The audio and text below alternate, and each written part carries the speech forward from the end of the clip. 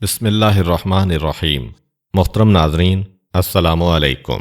سیرت النبی کے سلسلے میں ہم اس مقام پر پہنچ چکے ہیں کہ دوسرا سن ہجری شروع ہو چکا ہے۔ ابتدائی سال جو پیغمبر اسلام نے شہر مدینہ میں گزارا، اس میں پیغمبر اسلام کی جانب سے کوئی ایسا قدم نہیں اٹھایا گیا جس سے یہ ظاہر ہو کہ اللہ کے رسول مکے پر یا مکے والوں پہ کوئی حملہ کرنا چاہتے ہیں۔ شہر مدینہ میں پیغمبر تشریف لائے، آتے ہی ابتدا میں تعمیری کام شروع ہو گئے۔ 3 مسجدیں تیار کی گئیں۔ اس زمانے کے وسائل کے اعتبار سے ایک مسجد کی تیاری میں مہینوں لگ جاتے تھے۔ مسجد قباء، مسجد نبوی اور مسجد بنی سالم 3 مسجدیں تیار کی گئیں۔ اطراف کے قبیلوں سے معاہدے ہونے لگے۔ یہودیوں کے ساتھ ایک میثاق پہ دستخط کروائے گئے۔ جو مہاجرین لٹ پٹ کے آئے ہیں ان کی بحالی کا کام ہوا۔ انہیں انصار کے ساتھ پہلے تو مواخات میں شریک کر کے بھائی بنایا گیا اور اس کے بعد انہیں مضبوط کیا گیا کہ وہ محنت و مزدوری کے ذریعے خود اتنے وسائل مہیا کریں کہ انصار مدینہ کو ضرورت نہ پڑے ان کی مدد کرنے کی۔ پیغمبر اسلام انہی تمام کاموں میں مصروف ہیں۔ کوئی ایسا کام نہیں ہو رہا کہ جس سے کوئی بھی یہ شک کر سکے کہ پیغمبر اسلام کا کوئی مقصد جنگ کا تھا۔ نہ ہتھیار جمع کیے جا رہے ہیں، نہ جنگی ساز و سامان اکٹھا ہو رہا ہے، نہ فوجیں بن رہی ہیں، نہ سپاہیوں کو بلایا جا رہا ہے۔ پیغمبر اسلام مکمل طور پر شہر مدینہ منورہ کے پرامن ماحول میں تعمیری کاموں میں لگے ہوئے ہیں، لیکن کفار مکہ حسد اور دشمنی کی آگ میں جلے جا رہے ہیں۔ ان کو یہ اطلاع ملنے سے ذرا سکون ہوا کہ مدینے میں کچھ ایسے لوگ ہیں جو بہرحال پیغمبر اسلام کے ساتھ دل سے شریک نہیں ہیں، خصوصاً وہ عبداللہ ابن ابی کہ جسے تمام مدینے والوں نے اپنا بادشاہ بنانے کے لیے ایسا اتفاق کیا تھا کہ اس کے لیے تاج تک تیار ہو گیا تھا۔ اگر وہ ہیرا وقت پر مل جاتا جو اس تاج کے درمیان لگایا جانا تھا تو پیغمبر اسلام کے آنے سے پہلے ہی اس کو بادشاہت مل جاتی، یہ تاج پوشی اس کی ہو جاتی۔ مگر ہیرے کی تلاش میں وقت گزر گیا، کچھ تاخیر ہو گئی اور ادھر پیغمبر اسلام مدینے تشریف لے آئے۔ عبداللہ ابن ابی کی بادشاہت کی کوشش کرنے والے سب کے سب اب پیغمبر اسلام کی رسالت کا کلمہ پڑھ کے پیغمبر اسلام کو دین و دنیا کا حاکم مان رہے ہیں۔ عبداللہ ابن ابی اپنی بادشاہت کو چھنتا دیکھ کر خوش نہیں ہے، لیکن حالات ایسے ہیں کہ کچھ نہیں کر سکتا ہے۔ اگر آپ کو یاد ہو تو ایک ویڈیو میں یہ بات بیان کی گئی تھی کہ بہرحال اس نے کوشش کی کہ اس کے گھر میں کچھ لوگ جمع ہوں اور پیغمبر اسلام کے ساتھیوں میں قبائلی اختلاف پیدا کیا جائے۔ ہم مدینے والے ہیں، وہ مکے والے ہیں، ہم مقامی ہیں، وہ باہر سے آئے ہیں۔ لیکن عین وقت پر پیغمبر اسلام پہنچ گئے اور ایک ایسی تقریر کی کہ جن سب کو وہ دھوکہ دے کے یا بہکا کے لایا تھا وہ سب کے سب پیغمبر اسلام کے ساتھ اٹھ کے آ گئے۔ لیکن بہرحال یہ تو وہ نوجوان تھے جو پیغمبر کو مانتے تھے۔ عبداللہ ابن ابی ان کو لا کے بہکانا چاہ رہا ہے، مگر اس سے پہلے ہی رسول پہنچ گئے۔ اب وہ لوگ کہ جو شروع ہی سے اس کے ساتھی ہیں ان کا ایک چھوٹا سا گروہ ہے۔ مکے والوں کے پاس یہ اطلاع ہے اور پھر مکے والوں کے پاس یہ اطلاع بھی ہے کہ مدینے کے یہودی پیغمبر اسلام سے ایک معاہدے پہ دستخط تو کر چکے ہیں، لیکن وہ بھی پیغمبر اسلام سے خوش اور راضی نہیں ہیں۔ مسلسل مسلمانوں کو تانے دیے جا رہے ہیں۔ ابتدائی سال میں ان کے تانے ایسے تھے کہ مسلمانوں کے سر جھک جاتے تھے جب وہ بار بار کہتے تھے کہ تم ایسے آدمی کو اپنا رسول مانتے ہو کہ جس نے ہر چیز ہم سے چرائی اور یہ دین بنا لیا ہے، ہماری ہر چیز کو لیا اور اپنے آپ کو رسول کہنے لگا۔ تو مسلمانوں کے سر اس لیے جھک جاتے ہیں کہ شروع میں پیغمبر اسلام نے مدینے میں یہودیوں کو اپنے قریب کرنے کے لیے کچھ ایسی چیزوں کی اجازت دے دی تھی کہ جو یہودیت میں تھی۔ یہودیوں کو قریب کرنے کے لیے پیغمبر ان چیزوں کو اسلام میں رائج کر رہے ہیں، اور بجائے اس کے کہ یہودی پیغمبر اسلام کے اس احسان کو مانیں یا پیغمبر کے اس جذبے کو محسوس کریں، انہوں نے الٹا انہی چیزوں کو استعمال کرنا شروع کر دیا کہ دیکھو روزہ ہمارے ہاں عاشورے کا تھا، تمہیں کوئی روزہ بھی نہ ملا، ہمارا روزہ لینا پڑا۔ قبلہ ہمارا ہے، تمہیں ہمارا قبلہ لے کے اس سے کام چلانا پڑا۔ یعنی تمہارا دین معاذ اللہ ناقص ہے، ہمارے دین کے پیچھے پیچھے چلنے والا ہے، اگر ہم نہ ہوں تو تمہارا دین چل ہی نہیں سکتا۔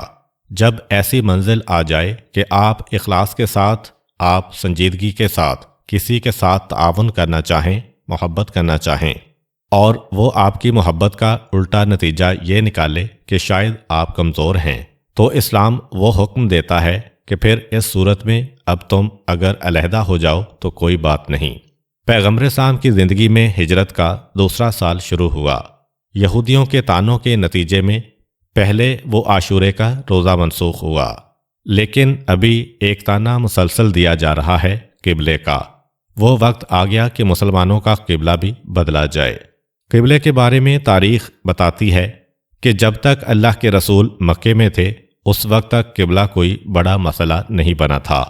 ہاں یہ ضرور ہے کہ اسلام کی ابتدا میں حکم یہ آیا کہ تمہیں بیت المقدس کی جانب رخ کر کے نماز پڑھنا ہے، لیکن اتفاق سے مکہ شہر ایک ایسے مقام پہ واقع ہے کہ اگر آپ وہاں سے بیت المقدس کا رخ کرنا چاہیں تو خانہ کعبہ بھی آپ کے سامنے آ سکتا ہے۔ روایت کے مطابق پیغمبر اسلام ایسے کونے میں جا کے نماز پڑھتے تھے کہ بیت المقدس اور کعبہ دونوں پیغمبر کے سامنے ہو جاتے تھے۔ یہ بات ثابت ہے کہ مکے میں پیغمبر اسلام نے ایک نماز بھی ایسی نہیں پڑھی کہ خانہ کعبہ کبھی رسول کی پشت پہ گیا ہو، لیکن جب شہر مدینہ میں رسول پہنچے تو وہاں یہی مسئلہ ہو گیا کہ مدینہ ہے درمیان میں، ایک طرف ہے بیت المقدس، ایک طرف ہے خانہ کعبہ۔ اگر بیت المقدس کی طرف رخ کرتے ہیں تو کعبے کی طرف پیٹھ ہوتی ہے، کعبے کا رخ کرتے ہیں تو بیت المقدس کی طرف پیٹھ ہوتی ہے۔ اب ایک بڑا مسئلہ پیش آیا، لیکن پیغمبر اسلام نے وہی حکم خدا پہنچایا کہ تمہیں رخ رکھنا ہے اپنا بیت المقدس کی جانب، چاہے کعبے کی طرف پشت ہو جائے۔ اس حالت میں مختلف روایات کے مطابق 13، 16، 17 یا 19 مہینے گزرے۔ یہ اختلاف ہے تاریخوں میں کہ قبلہ کتنے عرصے کے بعد بدلا۔ 16 یا 17 مہینے کے بارے میں زیادہ رائے ہے۔ اگر رجب میں قبلہ تبدیل ہوا ہو تو 16 مہینے بنتے ہیں، اور اگر شعبان میں تبدیل ہوا ہو تو 17 مہینے بنتے ہیں۔ لیکن زیادہ متفقہ رائے یہ ہے کہ 16 مہینے کے بعد یعنی ماہ رجب کی 15 تاریخ کو تبدیلی قبلہ کا واقعہ پیش آیا تھا۔ اب قرآن کہہ رہا ہے کہ جیسے جیسے مسلمان مدینے میں مضبوط ہوتے جا رہے ہیں ویسے ویسے کفار مکہ کے طعنے بڑھتے چلے جا رہے ہیں، یہاں تک کہ ایک وہ وقت آیا کہ اب پیغمبر اسلام بھی انتہائی بے چین ہو گئے۔ رجب کے مہینے کی 10 اور 15 تاریخ کی درمیانی راتیں ہیں۔ پیغمبر اسلام جب رات کو سوتے ہیں اور نماز شب کے لیے اٹھتے ہیں تو پہلے ایک مرتبہ صحن میں جا کے آسمان کی جانب دیکھا کرتے ہیں کہ شاید اب جبرائیل وہ حکم لے کے آنے والے ہیں جو لوح محفوظ پر تو ہمیشہ سے لکھا ہوا ہے۔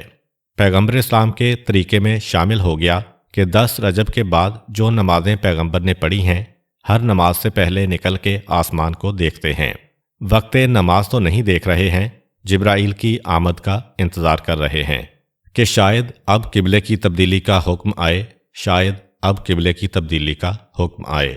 یہاں تک کہ قرآن نے سورہ بقرہ کی آیت نمبر 144 میں اعلان کیا کہ اے حبیب، ہم دیکھ رہے ہیں کہ تم بار بار اپنا چہرہ آسمان کی طرف اٹھاتے ہو، تو ہمارا تم سے وعدہ ہے کہ ہم عنقریب تمہیں وہ قبلہ دینے والے ہیں جس کی تمہیں خواہش ہے، جو تم مانگ رہے ہو۔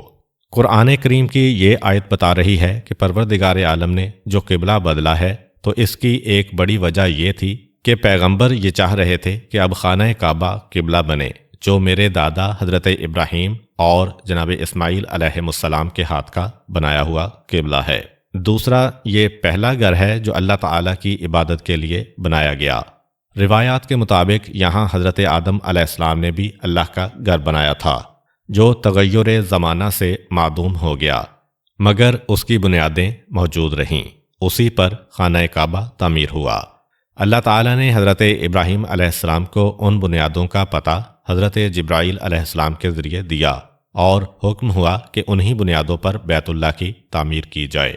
قبلہ بدلنے کی ایک وجہ قرآن کریم یہ بتا رہا ہے، یہاں تک کہ اس حالت میں پیغمبر اسلام کو تقریباً 1 ہفتہ گزر گیا کہ جہاں نماز کا وقت آیا پہلے پیغمبر صحن میں آ کے جبرائیل کا انتظار کرتے ہیں اور پھر نماز پڑھتے ہیں، اور اسی دوران 15 رجب کی وہ تاریخ آ گئی کہ جناب ام بشر رضی اللہ تعالی عنہا نے، جن کا تعلق قبیلہ بنی سلمہ سے ہے، پیغمبر اسلام کو دعوت دی اپنے گھر آنے کی۔ پیغمبر اسلام اس قبیلہ بنی سلمہ میں تشریف لے گئے جو آج شہر مدینہ کے اندر ہے، اس زمانے میں مدینے سے 1.5-2 میل باہر تھا۔ پیغمبر اسلام جناب ام بشر کے گھر میں تشریف لے گئے، ابھی آرام کر رہے ہیں کہ ظہر کا وقت آ گیا۔ چھوٹی سی ایک مسجد اس قبیلے والوں نے بنائی ہوئی ہے۔ وقت نماز آیا۔ ایک طریقہ تو یہ ہے کہ پیغمبر اسلام اسی گھر میں نماز پڑھ لیں، لیکن نہیں، جب قریب میں مسجد موجود ہو تو سنت رسول یہ ہے کہ گھر کو چھوڑ کے مسجد کی جانب جانا پڑتا ہے۔ پیغمبر اسلام کو معلوم ہے کہ اس قبیلے کی اپنی مسجد ہے، چنانچہ گھر سے نکل کے مسجد میں آئے اور نماز شروع کی۔ اس زمانے میں مسلمانوں کی تعداد اتنی زیادہ نہیں جو آج ہے، اور یہ واقعہ بھی مدینے کے باہر کا ہے۔ تو پیغمبر آگے ہیں، ایک صف مردوں کی ان کے پیچھے ہے، ایک صف عورتوں کی ان کے پیچھے ہے، ایک مردانہ صف، ایک زنانہ صف۔ ظہر کی نماز پیغمبر اسلام ادا کر رہے ہیں۔ ابھی 2 رکعت نماز ہوئی کہ جبرائیل امین سورہ بقرہ کی آیت نمبر 144 لے کر نازل ہو رہے ہیں۔ ہم آپ کو بار بار آسمان کی طرف منہ کرتے دیکھ رہے ہیں، سو اب ہم آپ کو اسی قبلے کی طرف پھیر دیتے ہیں جسے آپ پسند کرتے ہیں۔ اب آپ اپنا رخ مسجد الحرام کی طرف کریں، اور تم لوگ جہاں کہیں بھی ہو اس کی طرف رخ کرو۔ اور اہل کتاب اس بات سے بخوبی واقف ہیں کہ یہ ان کے رب کی طرف سے حق پر مبنی فیصلہ ہے، اور جو کچھ وہ کر رہے ہیں اللہ اس سے غافل نہیں ہے۔ جیسے ہی یہ آیت نازل ہوئی 2 رکعتیں ہو چکی ہیں۔ تشہد پڑھ کے پیغمبر اسلام تیسری رکعت کے لیے کھڑے ہوئے ہیں۔ ایک روایت کے مطابق پیغمبر اسلام نے رخ بدلا، پیغمبر اور نمازی آمنے سامنے آ گئے، لیکن پیغمبر کے رخ بدلتے ہی مرد اور عورتوں نے رخ بدلا، ترتیب الٹی ہو گئی۔ رسول سب سے پیچھے، مرد آگے، عورتیں ان کے آگے۔ رسول چند قدم چلتے ہیں، فقط 2 صفیں ہیں، یہ نہ سمجھیے کہ بری ہوئی مسجد ہے۔ بنی سلمہ چھوٹا سا قبیلہ ہے، 5-6 مرد کھڑے ہیں، 2-3 عورتیں کھڑی ہیں۔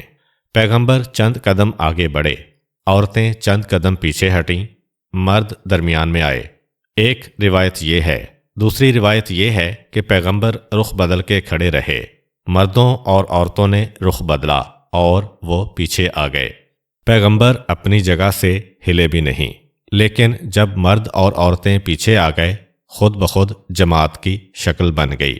بہرحال اس مسئلے پر زیادہ بحث کرنے کی ضرورت نہیں ہے کہ جماعت کی شکل کتنی بدلی۔ ہاں، یہ یاد رکھیے کہ جب قبلہ بدلا گیا ظہر کی نماز میں 15 رجب کو 2 رکعتوں کے بعد، تو بالکل الٹا ہو گیا قبلہ۔ یہ بالکل طے شدہ بات ہے کہ پہلے کعبے کی طرف پیٹھ تھی، بیت المقدس کی طرف چہرہ تھا۔ اب جو رخ بدلا تو بیت المقدس کی طرف پیٹھ ہو گئی، کعبے کی طرف چہرہ ہو گیا، یعنی 180 درجے کا زاویہ بنایا گیا۔ لیکن اس کے بعد تمام نمازیوں نے خود اپنے آپ کو تبدیل کر لیا۔ بہرحال یہ ایک تفصیلی مسئلہ ہے کہ کون سی روایت صحیح ہے، کون سی غلط ہے۔ ہم صرف اس وقت سیرت رسول کے واقعات بیان کر رہے ہیں، زیادہ تحقیق میں جانا ممکن نہیں، اس لیے اتنا ہی رکھیں اس مسئلے کو۔ بنی سلمہ کی اس مسجد کا نام قبلتین ہے، یعنی 2 قبلوں والی مسجد، وہ مسجد کے جہاں تبدیلی قبلہ کا واقعہ پیش آیا۔ آج بھی جب آپ شہر مدینہ منورہ جاتے ہیں تو جو زیارتیں ہر آدمی کرتا ہے ان میں ایک مسجد قبلتین کی زیارت ہے۔ یہاں آپ کو دونوں قبلے نظر آئیں گے۔ پہلے تو اس مسجد میں دونوں قبلوں کی نشانیاں تھیں، یعنی دونوں قبلوں کی محراب بنی ہوئی تھی، لیکن نیا جانے والا بعض اوقات پریشان ہو جاتا ہے کہ ان میں نیا قبلہ کون سا ہے، پرانا کون سا ہے۔ لوگ غلط طریقے سے نماز پڑھتے تھے، اس لیے اب خانہ کعبہ والی محراب کو تو برقرار رکھا، بیت المقدس والی محراب کو بند کر کے ایک عام سی دیوار بنا دیا ہے۔ لیکن وہاں لکھا ضرور ہے کہ پہلے یہاں پہ یہ قبلہ ہوا کرتا تھا۔ یہ ہے مسجد قبلتین، قبیلہ بنو سلمہ کی وہ مسجد جہاں 15 رجب کو یہ واقعہ پیش آیا۔ اب کیونکہ قرآن نے جو حکم دیا ہے اس حکم کے 2 حصے ہیں۔ اے رسول، فوراً اپنا رخ مسجد الحرام کی جانب پھیر لو۔ پیغمبر نے رخ پھیر لیا۔ لیکن اس آیت کا باقی آدھا حصہ کیا ہے؟ اور اے مسلمانوں، تم بھی جہاں جہاں ہو فوراً اپنا رخ مسجد الحرام کی جانب پھیرو۔ تو یہ خبر اب اس قبیلے سے مدینے میں پہنچی اور مدینے سے پھر مدینے کے باہر پہنچی۔ چنانچہ روایتوں میں یہ ہے کہ مسجد قباء میں لوگ اگلی نماز کی تیاری کر رہے تھے۔ صفیں وغیرہ بچھائی جا رہی ہیں، لوگ آ کے صفوں میں بیٹھ رہے ہیں کہ اتنے میں دوڑا دوڑا ایک مسلمان آیا اور کہا، تمہیں پتہ نہیں اب قبلہ بدل چکا ہے، جس طرف تم نے صفیں بچھائی ہیں سب کو الٹا کر دو۔ چنانچہ لوگوں نے فوراً صفوں کے نظام کو الٹا کیا اور نئے قبلے کی جانب نماز پڑھی۔ یعنی سارے مدینے کے اندر مسجد بنی سلمہ میں جو لوگ حاضر تھے وہ یہ خبر لے کے پھیل گئے۔ یہودیوں کا ایک بڑا طعنہ ختم ہو گیا، قبلہ بدل گیا۔ یہاں پہ ایک بحث علماء کرام کرتے ہیں کہ آخر یہ قبلہ کیوں بدلا، اس کی وجہ کیا ہے؟ ایک بہت بڑی وجہ یہ تھی کہ اب یہودیوں کو خدا حافظ کہنا تھا کہ جہاں تک اتحاد ممکن تھا ہم نے اتحاد کیا، اب تم راضی نہیں ہوتے ہو تو بہرحال اسلام یہودیت کا محتاج نہیں ہے، اسلام کے پاس ہر چیز کا اپنا قانون ہے۔ چنانچہ خانہ کعبہ کو ایک مستقل قبلہ بنایا جا رہا ہے۔ قبلہ بدلنے کی دوسری وجہ یہ تھی کہ اے حبیب، قرآن کہہ رہا ہے کہ چونکہ رسول کی خواہش تھی کہ قبلہ بدلا جائے تو اللہ نے اپنے حبیب کی خواہش کو پورا کرتے ہوئے قبلہ بدلا۔ اور ایک تیسری وجہ بھی ذہن میں رکھیے گا، اور اسلام کے بہت سے احکامات کی وجہ یہی ہے۔ اب قرآن ایک تیسرا اعلان کر رہا ہے، بہت ہی اہم اعلان۔ اے حبیب، یہ نیا قبلہ ہم نے کیوں بنایا؟ ہم صرف یہ دیکھنا چاہتے ہیں کہ وہ کون ہے کہ جو آنکھیں بند کر کے رسول کی پیروی کرتا ہے، اور وہ کون ہے کہ رسول کا عمل دیکھنے کے باوجود وہ رسول کی مخالفت کرتا ہے اور پیچھے ہٹ جاتا ہے۔ ہمیں صرف یہ دیکھنا ہے رسول کے پیروکار کون ہیں، اور وہ کون ہے کہ جو بدل جاتا ہے، اپنی پشت کی جانب چلنے لگتا ہے، رسول کا حکم نہیں مانتا۔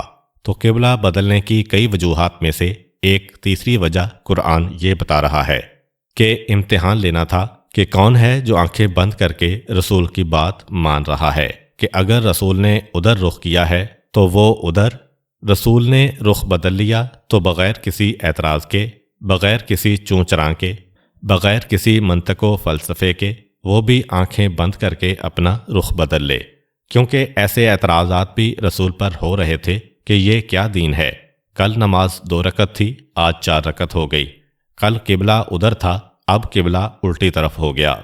قرآن کہہ رہا ہے کہ بعض احکامات ہم نے دیے ہی اس لیے ہیں کہ یہ دیکھنا ہے کہ رسول کا پیروکار کون ہے اور اپنی عادت پہ چلنے والا کون ہے۔ اس کے بعد قرآن کہہ رہا ہے، ہاں یہ امتحان ہے تو بڑا سخت، صرف وہی لوگ کامیاب ہوں گے جن کو اللہ ہدایت دیں گے، ورنہ تو لوگ ناکام ہو جائیں گے۔ بہرحال جب یہ واقعہ مکمل ہو گیا، یہودیوں کے طعنے کا جواب مل گیا کہ تم کہتے تھے کہ کوئی قبلہ نہیں ہے مسلمانوں کے پاس ایسا قبلہ ہے، تو اب یہودیوں نے اپنی بات کو بدل دیا۔ اس موقع پر قرآن میں پھر ایک ایسی آیت آئی جو نماز کی اہمیت کو بتا رہی ہے۔ دیکھیے، نماز اسلام کے واجبات میں وہ واجب ہے جس کے چھوڑنے والے کو بہت سی روایتوں میں کافر کہا گیا ہے، لیکن قرآن میں بھی نماز کے بارے میں 2 آیتیں ایسی ہیں، نماز پڑھو خبردار مشرک نہ بن جانا، جس میں بے نمازی کو مشرک کہا گیا ہے، اور ایک دوسری آیت آپ سنیں گے کہ جس میں نماز ہی کو ایمان قرار دیا گیا ہے۔ اب جب یہ واقعہ مکمل ہو گیا تو مسلمانوں کا قبلہ بدل گیا۔ پیغمبر اسلام اپنے گھر میں واپس آئے۔ پہلے تو پیغمبر اسلام نے پیغام بھجوا دیا کہ آج سے نمازوں میں رخ بدل دو، اور دوسرا کام یہ کیا کہ جہاں جہاں مسجدیں بن چکی ہیں سب مسجدوں کے قبلے یا محراب توڑوا دیے گئے اور نئے حساب سے قبلے بنائے گئے۔ مدینے کے مسلمانوں نے مان لیا، لیکن اب یہودیوں کو ایک اور اعتراض کا نقطہ ہاتھ آ گیا۔ جو مسلمان مل رہا ہے اس سے ایک ہی سوال کر رہے ہیں، یہ بتاؤ قبلہ کیوں بدلا؟ اگر بیت المقدس صحیح قبلہ تھا تو آج کل تمہاری نمازیں غلط ہو رہی ہیں، اور اگر کعبہ صحیح قبلہ ہے تو جو بیت المقدس کی طرف منہ کر کے نماز پڑھتے رہے وہ ضائع چلی گئیں۔ بھئی صحیح چیز تو ایک ہی ہوگی، ایک چیز صحیح ہے، ایک غلط۔ یا تو آج والے قبلے کو صحیح مانو تو پیچھے کی نمازیں گئیں، یا پیچھے والے قبلے کو صحیح مانو تو اب تمہاری ساری نمازیں جا رہی ہیں۔ یہ تمہارا دین کیا کھیل ہے کہ آج اس طرف نماز، کل اس طرف نماز؟ مسلمان بیچاروں کے پاس نہ اس کا جواب ہے اور نہ وہ جواب دینا چاہ رہے ہیں۔ ایک اصول اور یاد رکھیں، اسلام کہتا ہے کہ اگر کوئی ایسا آدمی ہے جس کے قبول کرنے کا تمہیں اندازہ ہے کہ بھئی اس سے بحث کرو تو یہ بات قبول کر لے گا، اس سے تو بحث کرو، لیکن اگر کوئی ہٹ درم آدمی ہے، ضدی آدمی ہے، ایسا آدمی ہے جو کسی مسئلے پر بحث ماننے کے لیے نہیں کر رہا، بس آپ کو شکست دینے کے لیے کر رہا ہے، تو اس سے بحث کرنا بیکار ہے۔ چنانچہ جب مسلمانوں سے پوچھا جا رہا ہے، کون پوچھ رہا ہے؟ ان کے پڑوسی، ان کے دوست، ان کے ساتھ کاروبار کرنے والے جو یہودی ہیں۔ یہ بتاؤ کہ تمہارا دین کیا ہے؟ کل بیت المقدس صحیح تھا تو آج کعبہ غلط ہوگا، اور اگر آج کعبہ صحیح ہے تو بیت المقدس غلط ہوگا۔ اور مسلمان کی زبان پہ ایک جملہ آیا، ہم کچھ نہیں جانتے۔ جس چیز کا جس وقت اللہ حکم دے گا وہی چیز ہدایت بن جائے گی۔ جب اللہ کسی چیز سے روکے گا وہی چیز اس وقت گمراہی بن جائے گی۔ اگر آج ایک چیز کا حکم دیا جا رہا ہے، آج وہ ہدایت ہے، کل اسی سے خدا روک دے، کل وہی گمراہی ہے۔ ہدایت و گمراہی کا فیصلہ ہم نہیں کریں گے، ہمارا پروردگار کرے گا۔ جس دن وہ جیسا حکم دے گا اس دن ہمیں وہی ماننا ہے۔ یہودی جب مسلمانوں سے شکست کھا گئے، ان معنوں میں کہ مسلمان نوجوانوں نے یہودیوں کے دھوکے میں آنے سے انکار کر دیا کہ بحث و مباحثہ کرنا بیکار ہے۔ یہودیوں کو کوئی چیز ماننا نہیں ہے تو کیوں وقت برباد کیا جائے؟ تو یہودی پلٹ کے رسول کے پاس آئے، کیونکہ رسول کا دروازہ تو ہر ایک کے لیے کھلا ہے۔ کہا کہ آپ بتائیے، یہ اگر بیت المقدس صحیح ہے تو کعبہ کیسے آج قبلہ بن گیا؟ اگر کعبہ صحیح تھا تو اتنے دن تک مسلمان کہاں سو رہے تھے؟ ان کی نمازیں سب گئیں۔ پیغمبر اسلام نے کہا، ایک بات بتاؤ، ہفتے کا دن آتا ہے، تم کوئی کام نہیں کرتے ہو، اگر تم سے کہا جائے کہ چلو آج چل کے کاروبار کرو، کیا تم کرو گے؟ کہا کہ ہرگز نہیں، حرام ہے۔ پیغمبر نے کہا، اور اگر اتوار کے دن کوئی کاروبار کو کہا جائے کرو گے؟ کہا دوڑ کے جائیں گے اگر اس میں نفع ہو رہا ہے۔ آپ کو معلوم ہوگا کہ یہودیوں میں ہفتے کا دن بڑا مقدس دن ہے۔ ہفتے کے دن یہودی کوئی کام نہیں کر سکتا ہے، اس کے لیے سوائے عبادت کے، مصلے کے اور روزے کے تمام دنیاوی کام حرام ہیں۔ یہ یہودیوں کے مذہب میں اس وقت سے لے کر آج تک چلا آ رہا ہے۔ آج بھی ہفتے کو ساری دکانیں بند، سارے کاروبار بند ہوتے ہیں۔ تو پیغمبر نے کہا، یہ بتاؤ کہ کاروبار اگر حرام ہے تو روزانہ حرام ہونا چاہیے، جائز ہے تو روزانہ جائز ہونا چاہیے۔ یہ کیا کہ ہفتے کے دن ایک چیز حرام، اتوار کے دن وہ چیز جائز؟ کہا یہ تو خدا کا حکم ہے، خدا نے ہفتے کو حرام کہا تو وہ کاروبار حرام ہو گیا، اتوار کو اجازت دی ہے، کاروبار جائز ہو گیا۔ پیغمبر نے کہا، یہی جواب ہم نماز کے بارے میں دیتے ہیں کہ جس دن تک خدا نے بیت المقدس کی نماز کا حکم دیا وہ نماز صحیح تھی، جس دن منع کیا وہ نماز غلط ہو گئی۔ جب تک کعبے سے روکا وہاں کی نمازیں غلط، جب کعبے کا حکم دیا وہاں کی نماز صحیح۔ ایسا جواب ملا کہ سب خاموش اور واپس چلے گئے۔ لیکن پھر انہوں نے ایک اور پروپیگنڈا شروع کیا۔ لگے ہوئے ہیں مسلسل یہودی مسلمانوں کو پریشان کرنے کے لیے۔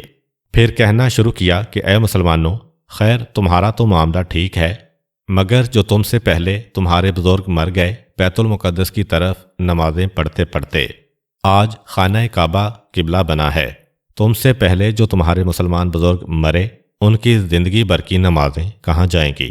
اب مسلمان ایک مرتبہ چکرائے، آئے رسول کے پاس، اللہ کے رسول یہ ہماری سمجھ میں نہیں آ رہا، ہمارے والد کا انتقال ہوا، وہ بڑے پکے مسلمان، ساری زندگی نماز پڑھی، لیکن انہیں تو موقع ہی نہ ملا قبلہ بدلنے کا، اس سے پہلے ہی انتقال کر گئے۔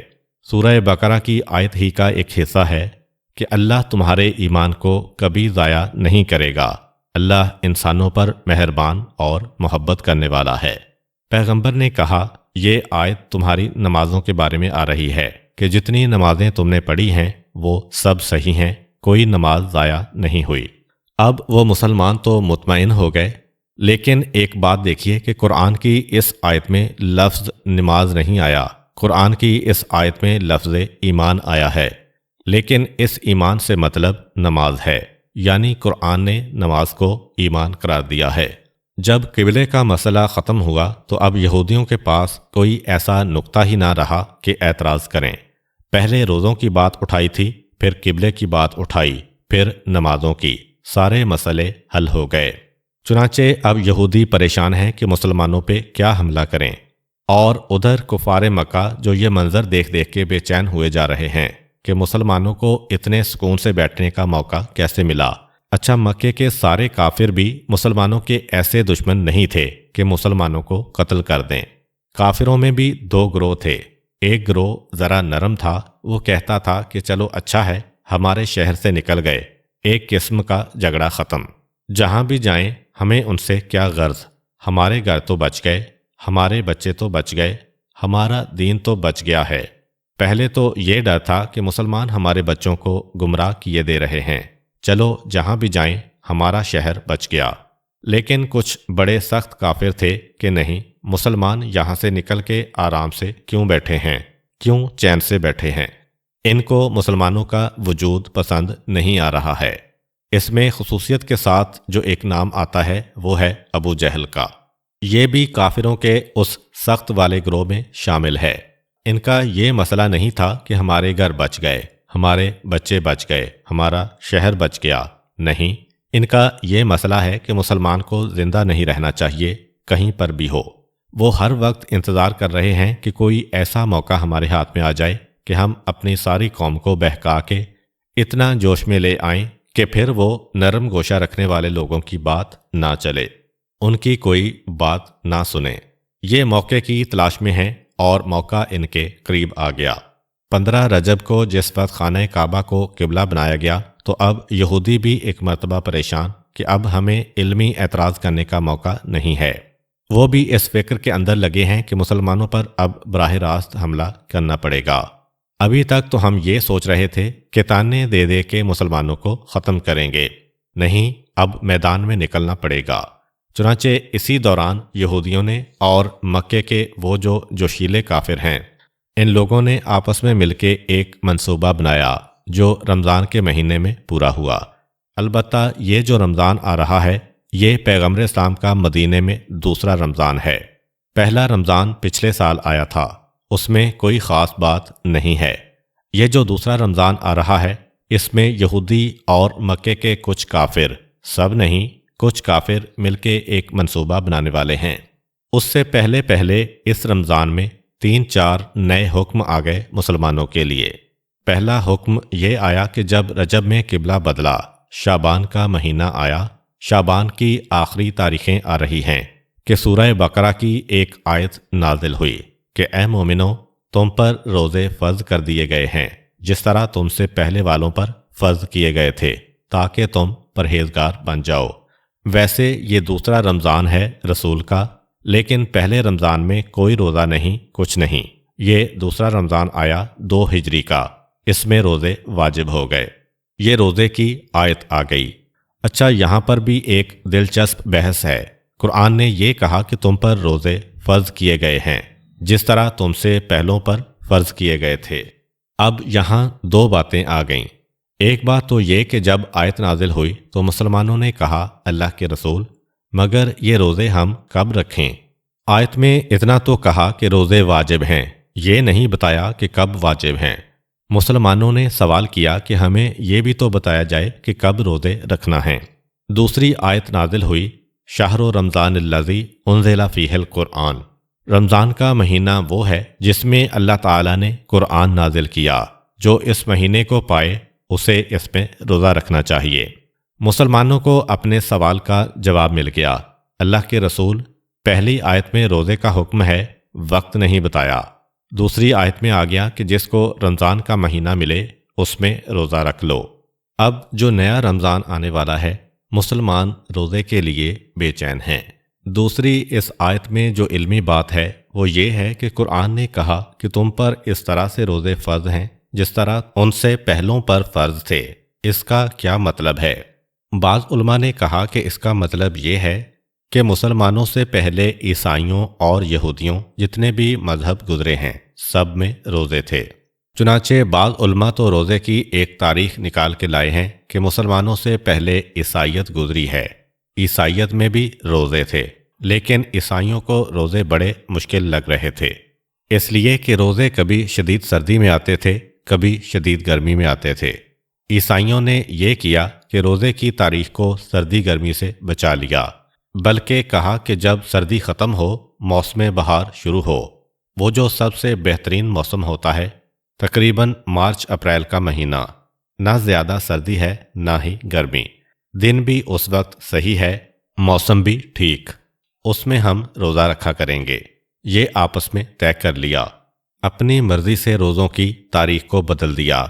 اچھا، پھر یہ احساس تو تھا کہ اللہ نے تو یہ تاریخ نہیں رکھی، اللہ نے تو کبھی گرمی، کبھی سردی، کبھی بہار، کبھی خزاں، تو انہوں نے خود یہ کہا کہ یہ جو ہم نے تاریخ اس کی معین کر دی ہے، اس کے کفارے میں ہمیشہ 20 روزے زیادہ رکھا کریں گے۔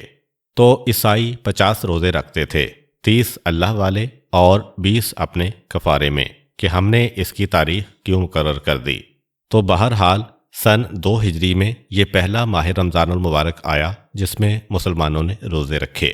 جب یہ رمضان ختم ہوا اور عید الفطر کا دن آیا تو فطرہ واجب ہوا۔ اس سے پہلے اسلام میں فطرہ واجب نہیں تھا۔ پہلا فطرہ بھی اسی سال واجب ہوا جس سال قبلہ بدلا، 2 ہجری میں۔ اسی سال قبلہ بدلا، اسی سال روزے واجب ہوئے اور اسی سال عید الفطر منائی گئی اور فطرہ واجب ہوا۔ تو اس سال پہلی مرتبہ پیغمبر نے عید کی نماز مسجد کو چھوڑ کے صحرا میں جا کے نماز پڑھائی۔ یہ بات ذہن میں رہے کہ عید کی نماز مسجد میں پڑھنے سے زیادہ ثواب ہے کھلے میدان میں پڑھنے کا۔ عیدگاہ کا ایک تصور ہے اسلام کے پاس، مسجد سے زیادہ ثواب اسلام میں میدان میں پڑھنے کا ہے، سوائے مسجد الحرام کے۔ مکے میں اگر کوئی آدمی ہے تو وہاں تو یقیناً مسجد کے اندر جو خانہ کعبہ کی مسجد ہے اس میں عید کی نماز پڑھو۔ اس کے علاوہ مدینے میں بھی اگر ہو تو مدینے کی مسجد سے بھی زیادہ ثواب ہے کہ مسجد کے باہر کسی میدان میں، کسی باغ میں، کسی صحرا میں، خلاصہ یہ کہ کھلے آسمان میں نماز پڑھی جائے۔ تو اس سال پہلی مرتبہ پیغمبر نے عید کی نماز صحرا میں جا کے پڑھی۔ یہ کوئی چھوٹی بات نہیں ہے، مسجد نبوی کا مقام اتنا بڑا ہے، لیکن عید کی نماز میں رسول نے اس کو چھوڑ دیا۔ اور اسی سال قربانی کا حکم آیا، یعنی پہلی بقرہ عید بھی اسی سال منائی گئی جو 2 ہجری کا سال ہے۔ اس سے پہلے عالم اسلام میں بقرہ عید نہیں تھی۔ اس سے پہلے کیا ہوتا تھا؟ جب تک مسلمان مکے میں تھے تو ہر آدمی حج پہ جاتا تھا، حج کی قربانی منا میں ہوتی تھی۔ مدینے میں جو پہلی بقرہ عید آئی، پتہ ہی نہیں کہ یہ بقرہ عید ہے، کوئی حکم ہی نہیں آیا۔ اگلی جو بقرہ عید آئی یعنی 2 ہجری کو تو قربانی کا حکم آ گیا۔ تو پہلی بقرہ عید مدینے میں منائی گئی، وہ اسی سال جس کے واقعات آپ سن رہے ہیں۔ پیغمبر اسلام نے 2 جانور ذبح کیے۔ اچھا، پیغمبر نے بکری ذبح نہیں کی، پیغمبر نے گائے ذبح نہیں کی، پیغمبر نے اونٹ ذبح نہیں کیا۔ پہلی بقرہ عید پہ پیغمبر اسلام نے مینڈا ذبح کیا۔ اسی لیے آج بھی اسلام میں بقرہ عید کی قربانی ہو تب بھی زیادہ ثواب مینڈے کا ہے، عقیقے کی قربانی ہو تب بھی زیادہ ثواب مینڈے کا ہے۔ تو پیغمبر اسلام نے مینڈے کو ذبح کیا اور 2 مینڈے ذبح کیے۔ پوچھا گیا اللہ کے رسول یہ 2 جانور کیوں؟ کہا ایک میں اپنے لیے کر رہا ہوں اور ایک میں اپنی پوری امت کے لیے کر رہا ہوں۔ تو پہلی بقرہ عید جو مدینے میں منائی گئی وہ دوسرے سال جب اللہ کے رسول نے اپنے ہاتھ سے 2 جانور ذبح کیے، تمام شرائط کو تلاش کرنے کے بعد۔ یہ پہلی بقرہ عید تھی۔ خیر، اس سال کے واقعات یہ 3-4 چیزیں آپ نے سن لیں۔ آئیے اب پھر اسی ترتیب پہ واپس چلتے ہیں جس ترتیب پہ ہم چل رہے تھے۔ 15 رجب کو قبلہ بدلا گیا، شعبان کے آخر میں روزوں کا حکم آ گیا، اسی رمضان کے شروع میں اعتکاف کا حکم آ گیا۔ اعتکاف کی اسلام میں بہت زیادہ اہمیت ہے۔ واجب نہیں ہے لیکن بہت اہمیت ہے۔ اعتکاف کا مطلب یہ ہے کہ سال میں کم سے کم 3 دن ایسے نکالو کہ سب کو چھوڑ کے جا کے مسجد میں بیٹھ جاؤ، ساری دنیا سے قطع تعلق، نہ بیوی، نہ بچے، نہ رشتہ دار، نہ خاندان، نہ کاروبار، نہ کھانا کمانا، کچھ نہیں۔ جس طرح پہلے زمانے کے عیسائی اور یہودی 200 سال تک جا کے عبادت خانے میں عبادت کرتے تھے جنگل میں، مسلمانوں کے لیے کہا کہ نہیں، اتنی سختی کی ضرورت نہیں، لیکن ہر سال 3 دن کا وقت کم سے کم نکالو اور مسجد میں جا کے بیٹھ جاؤ۔ تو اعتکاف کا حکم بھی پہلی مرتبہ اسی سال آیا جس سال یہ سارے احکامات آ رہے ہیں۔ قبلے کا حکم، روزوں کا حکم، فطرے کا حکم، عید کی نماز کا حکم، بقرہ عید کی قربانی کا حکم، اسی سال اعتکاف کا بھی حکم آیا۔ 3 دن کا اعتکاف ہے اسلام میں کم سے کم، لیکن زیادہ ثواب یہ ہے کہ 10 دن کا اعتکاف کرے۔ پیغمبر اسلام اس سال تیار تھے، اعتکاف کا حکم آیا ہے، پہلا اعتکاف کرنا ہے۔ عین انہی تاریخوں میں جنگ بدر آ گئی، تو تاریخوں میں یہ ہے کہ اس سال پیغمبر اعتکاف نہیں کر سکے، تو جو اگلا رمضان آیا 1 سال کے بعد، تو پیغمبر اسلام نے 2 اعتکاف کیے۔ پہلے 10 دن پچھلے سال کی قضا کا اعتکاف کیا، پھر 10 دن اس سال کی ادا کا اعتکاف کیا۔ یعنی رسول کی نگاہ میں اعتکاف اتنا اہم ہے کہ اگر جنگ بدر کی وجہ سے پہلے سال قضا بھی ہو گیا تو رسول نے یہ نہیں سوچا کہ بھئی مستحب ہے چھوڑ دو، اگر رہ گیا تو رہ گیا، نہیں، اگلے سال خاص پہلے قضا کیا پھر ادا والا اعتکاف کیا۔ یہ اعتکاف جو بڑی اہم عبادت ہے کیوں چھٹ گئی؟ کیونکہ جنگ بدر آ گئی، اور جنگ بدر کیسے آئی اب یہ سن لیجئے۔ پیغمبر اسلام رمضان کے اندر روزے کی حالت میں ہیں، سارے مسلمان روزوں کی حالت میں جا چکے ہیں، لیکن اس پہلے سال کے روزے کچھ ایسے سخت تھے کہ بہت سے مسلمان گھبرائے جا رہے ہیں۔ اس لیے کہ ایک تو جو آدمی روزے کا عادی نہ ہو اسے آپ کہیں کہ روزہ رکھو، اس کے لیے وہی مشکل ہے۔ پھر یہ کہ وہ والا روزہ، ہمارا روزہ تو بڑا آسان ہے۔ پہلے روزے جو واجب ہوئے ان کا حکم یہ تھا کہ بھئی صبح سے لے کے شام تک، مغرب تک تو روزہ رکھو، مغرب کے بعد افطار کرو، لیکن اگر نیند تمہیں آ گئی تو نیند کے بعد اگر اٹھو گے اگلا روزہ شروع ہو جائے گا۔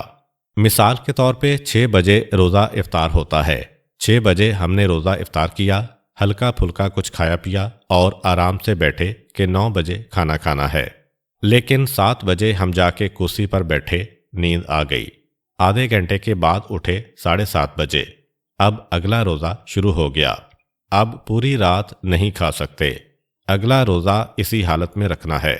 یعنی آدمی روزہ افطار کرنے کے بعد جتنا کھا لے، ایک نیند اگر لے لی، نیند کے بعد بس اگلا روزہ اسی وقت سے شروع ہوگا۔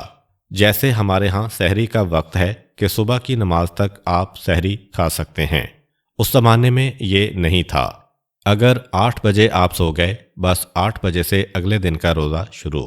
اگر آپ 10 بجے رات کو سو گئے، بس سحری اب ختم۔ اب اس کے بعد اگر آنکھ کھل بھی جائے 2 بجے رات کو، کچھ کھانے کی اجازت نہیں ہے۔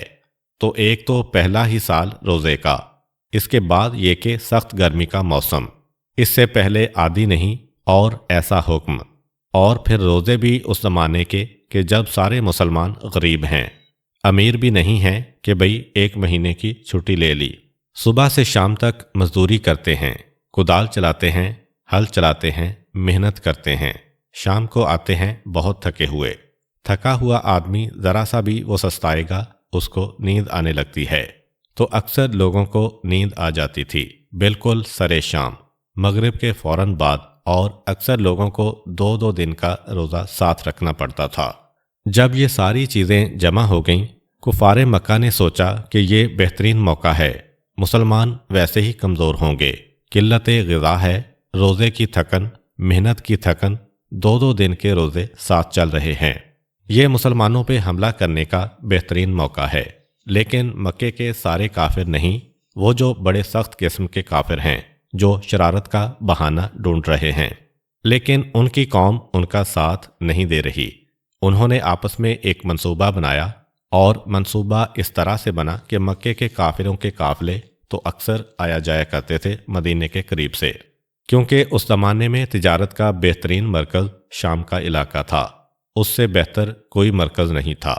تو مکے کے قافلے شام جاتے ہیں اور شام کا راستہ مدینے کے قریب سے ہو کے گزرتا ہے۔ مکے والے اس لیے بھی پریشان ہیں کہ اگر یہ مسلمان کچھ طاقتور ہو گئے مدینے میں تو کل ایسا نہ ہو کہ ہمارا راستہ روک دیا کریں۔ ویسے ہی ایک پریشانی ان کے دل میں ہے، اور پھر ان کو مزید پریشان کرنے والے ان کے کچھ انتہا پسند ساتھی جو ہر وقت ان کو ڈراتے رہتے ہیں۔ اچھا، ہر سال ایک آدمی کو مکے والے مقرر کرتے ہیں سردار قافلہ اپنے بڑوں میں سے۔ جس سال کا یہ واقعہ ہے اس سال ابو سفیان کو اس قافلے کا سردار بنا کے شام بھیجا گیا۔ وہ شام سے آ رہے ہیں تجارت کر کے اور بے انتہا نفع کمایا ہے، وہ سارا پیسہ ہے۔ ادھر یہ اطلاع مل چکی ہے کہ یہودی اب تھک گئے تانے دیتے دیتے، وہ خاموش ہیں، وہ کچھ اور سوچ رہے ہیں، کوئی اور طریقہ مسلمانوں کو پریشان کرنے کا۔ یہ اطلاع ملی کہ منافقین بھی بہت پریشان ہیں کہ کیا کیا جائے، یہ تو روز بروز مسلمانوں کے قدم جمتے جا رہے ہیں۔ دو اطلاعات یہ ملیں۔ تیسری اطلاع یہ ملی کہ سارے مسلمان اس وقت تھکے ہوئے ہیں، روزوں کی وجہ سے بہت ہی زیادہ کمزور۔ یہ تین اطلاعات ملیں۔ ابو جہل مکے کے اندر ہے، قافلہ شام سے آ رہا ہے۔ قافلہ لانے والے نے سوچا کہ یہ بہترین موقع ہے کہ اگر ایک غلط خبر مکے میں پہنچا دی جائے کہ اے مکے والو، تمہارے قافلے پہ حملہ ہونے والا ہے، اپنے مال کو بچانے کو آؤ۔ تو ویسے تو شاید مکے والے مسلمانوں کے خلاف نہ آئیں، لیکن جب ہر آدمی سنے گا میرا مال خطرے میں ہے، وہ دوڑ کے آئے گا۔ اور اس وقت مسلمان ویسے ہی کمزور ہیں۔ کیوں کمزور؟ تین وجوہات۔ منافقین بھی ان کے خلاف، یہودی بھی ان کے خلاف، اور روزے کی وجہ سے جسمانی طاقت بھی کم۔ یہ بہترین موقع ہے مسلمانوں پہ حملہ کرنے کا۔ چنانچہ شام سے آنے والے قافلے کے لیڈر یا قائد نے فوراً اعلان کر دیا کہ مجھے ایک اہم ترین پیغام مکے تک پہنچانا ہے، جو اسے لے کے جائے گا میں اسے بہت ہی بڑا اور بھاری انعام دوں گا۔ زمزم نامی ایک غلام تیار ہو گیا کہ میں انتہائی تیزی سے آپ کا پیغام لے کے جاؤں گا۔ چنانچہ اس کو پیغام دے کے بھیجا۔ وہاں ابو جہل بھی اسی فکر والا ہے، وہ بھی انتہا پسند ہے، چاہتا ہے کوئی ہنگامہ ہو، کوئی جھگڑا ہو، کوئی شور شرابہ ہو۔ پیغام اس تک پہنچا۔ اس نے حرم میں اعلان کرا دیا کہ اے مکے والو، میں تم سے پہلے ہی کہہ رہا تھا کہ ابھی یہ محمد مدینے گیا ہے، فوراً حملہ کر کے مار دو، نعوذ باللہ۔ تم مجھے روکتے رہتے تھے کہ نہیں بھائی، ہمارے یہاں سے چلا گیا، ہماری تو جان چھوٹی، اب وہ کہیں بھی جائے۔ لیکن نہیں، تمہاری جان نہیں چھوٹی ہے۔ دیکھو ہمارے قافلے کا جو سردار ہے اس کا پیغام آیا ہے کہ اس محمد نے ایک لشکر تیار کر لیا ہے، مدینے سے نکل کے اس قافلے پہ حملہ کرنے والا ہے۔ تم میں سے ہر ایک کا مال وہاں پہ ہے، تم میں سے ہر ایک کے لیے خطرہ ہے، اب تو تمہیں جانا پڑے گا۔ 10-15 نوجوانوں کو ابو جہل پہلے ہی تیار کر چکا تھا۔ جیسے ہی اس نے یہ پیغام پہنچایا تو ایک مرتبہ نوجوانوں نے ہلڑ مچا دیا کہ ہم جائیں گے، ہم انتقام لیں گے، ہم بچائیں گے، ہم بے غیرت نہیں ہیں، ہم بے شرم نہیں ہیں۔ جب ایسا ماحول بنتا ہے تو ہر آدمی کو اس ماحول میں بہہ جانا پڑتا ہے۔ اچھے خاصے سمجھدار لوگ بھی اپنے آپ کو مجبور پاتے ہیں کہ اگر ذرا سی بھی مخالفت کی تو چوتے پڑیں گے، ساری قوم ہمارے خلاف ہو جائے گی۔ پتہ بھی ہے کہ یہ بات غلط ہو رہی ہے، بھئی پہلے تحقیق کرو، صحیح ہے غلط ہے، جو عقل کی بات ہے، لیکن نہیں، پتہ ہے کہ ایسا ماحول بن گیا ہے جوش کا کہ عقل کی بات تو کرنا ہی نہیں ہے، وہی کرو جو سب کر رہے ہیں۔ حتیٰ کہ جو سمجھدار اور سنجیدہ سردار تھے، جو ابھی بھی راضی نہیں تھے، کہہ رہے تھے کہ نہیں، پہلے کوئی آدمی بھیج کے معلوم کرنا چاہیے کہ واقعاً کوئی خطرہ ہے یا ہمارے ساتھی کو دھوکا ہوا ہے۔ جب نوجوانوں نے ہلڑ مچایا تو ایک مرتبہ وہ بھی خاموش ہو گئے اور ایک بہت بڑا 950 آدمیوں کا لشکر تیار ہو گیا مکے سے۔ ہر آدمی چل رہا ہے۔ اچھا، یہ جو آدمی ہیں 950، اس میں زیادہ تر بڑے بڑے آدمیوں کو بلایا گیا ہے، کیونکہ بات اس وقت ہو رہی ہے اپنا مال بچانے کی۔ وہ جو بیچارے فقیر ہیں ان کا تو مسئلہ ہی نہیں ہے، مال رہے یا بچے ہمارا تو ہے ہی نہیں، اگر بچ کے آ گیا تو ہمیں کیا مل جائے گا، اگر لٹ گیا تو ہمیں کیا مل جائے گا؟ تو جنگ بدر کی ایک خصوصیت یہ ہے کہ اس میں مکے کے بڑے بڑے سردار آئے ہیں۔ احد میں، خندق میں یہ مسئلہ نہیں تھا، اسی لیے جنگ بدر کے بعد جو مکے والوں کی کمر ٹوٹی ہے، ایسا نقصان اور کسی لڑائی میں نہیں ہوا کہ سارے ہی سردار اس میں مار دیے گئے۔ جب یہ لشکر بدر کے مقام پر پہنچا تھا تو پیغمبر نے بھی یہی کہا تھا کہ اے مسلمانوں، آگے بڑھو اور یاد رکھو آج مکے نے اپنے جگر کے ٹکڑے تمہارے سامنے پیش کر دیے ہیں۔ مکے کے بہترین لوگ آ گئے اور وہ اسی لیے آئے ہیں، ورنہ عام طور پر تو ایسے مواقعوں پر غریبوں کو، نوجوانوں کو اور فقیروں کو آگے کیا جاتا ہے، پیسے والے پیچھے بیٹھے محفوظ رہتے ہیں۔ لیکن بدر کی لڑائی ہوئی ہے فقط اپنا مال بچانے کے نعرے پر، تب یہ لوگ آئے۔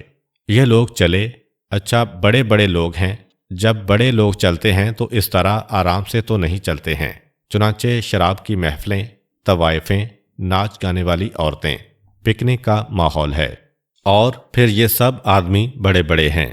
یہ طے کیا کہ بھئی یہ 950 آدمی ہیں، ہر آدمی پیسے والا ہے۔ اچھا غریب غربا جاتے ہیں تو وہ کیا کرتے ہیں؟ چندہ جمع کر کے کھانے پینے کا انتظام کرتے ہیں۔ اب یہاں تو ہر آدمی لکھپتی ہے۔ یہ طے پایا کہ بھئی ہم 10-12 دن کے لیے جا رہے ہیں، ایک ایک آدمی روزانہ اپنے ذمے لے لے۔ اعلان کر دیا ایک سردار نے کھڑے ہو کے کہ آج کا دن سب میرے مہمان ہیں، دوسرے سردار نے کہا کل میرا، تیسرے نے کہا پرسوں میرا۔ اس طرح سے یہ لشکر چلا شور مچاتا ہوا۔ اچھا ادھر جس کے خط پہ یہ سارا ہنگامہ ہوا، جو شام سے تجارتی قافلہ آ رہا ہے، ان کو تو چونکہ نہ مسلمانوں سے لڑنا تھا نہ کوئی خوف تھا، تو وہ بچ بچا کے مکے پہنچ گئے۔ وہ مکے آ گئے اور یہ لوگ مکے سے نکل کے جا چکے ہیں۔ وہ جو جوشیلے لوگ ہیں جن کا کام فتنے کو بڑھانا ہے، ان کا کام تو حاصل ہو گیا۔ اب یہ نکلا ہوا لشکر تو واپس آنے سے رہا، چنانچہ وہ قافلہ تو بڑے اطمینان کے ساتھ مکے میں آ گیا۔ ابو جہل ان لوگوں کو لے کے چلا، بدر کے مقام پر پہنچا۔ اچھا اب مسلمان مدینے کے اندر بیٹھے ہیں۔ ابھی آپ دیکھیں گے کہ جب مسلمان مدینے سے باہر نکلے تھے، یہ خبر سن کے کہ کافر آ رہے ہیں، تو یہ پتہ نہیں چل پا رہا تھا کہ کتنے کافر ہیں، تعداد پتہ نہیں چل رہی تھی۔ ایک غلام ان کے ہاتھ میں آ گیا مکے والوں کا، اس کو پکڑ لیا مسلمانوں نے۔